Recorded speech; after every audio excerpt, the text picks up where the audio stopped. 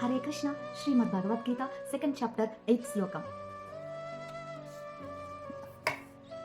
నహి ప్రప్ష్యామి మమాపనుద్యాద్ యశ్చోకముశ్చోషణ మిందియానాం అవాప్య భూమావాస పద్మవృద్ధం రాజ్యం సురానాపి చాధిపత్యం. దీని భాష్యము భావం పూర్తిగా తెలుసుకుందాం.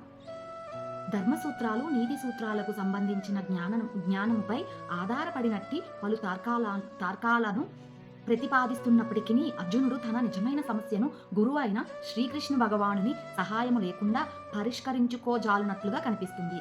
స్వీయ ఉనికినే శోషింపజేస్తున్నప్పటి సమస్యలను తరిమి వేయడంలో తన నామమాత్ర జ్ఞానము వ్యర్థమైందని అతడు అర్థం చేసుకోగలిగాడు. శ్రీకృష్ణుని వంటి గురువు సహాయము లేకుండా అటువంటి కలతలను పరిష్కరించడం అతనికి అసాధ్యము. పుస్తక జ్ఞానము, పాండిత్యము, ఉన్నత పదవులు వంటివి జీవిత సమస్యలను పరిష్కరించడంలో వ్యర్థమవుతాయి. కేవలము శ్రీకృష్ణుని వంటి గురువే దానికి సహాయం చేయగలుగుతాడు.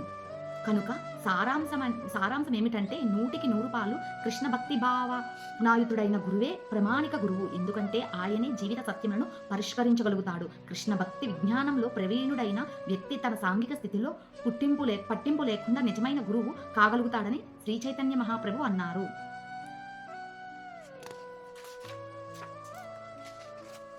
కనుక మనము మంచిని కోరుతూ శోకాన్ని నివారింపగోరితే అర్జునుడు చేయగోరినట్లుగా శ్రీకృష్ణుని ఆశ్రయించాలి. అంటే తన సమస్యను నిశ్చయముగా పరిష్కరించమని అర్జునుడు శ్రీకృష్ణుని అడిగారు. ఇదే కృష్ణ భక్తి భావన విధానం. హరే కృష్ణ.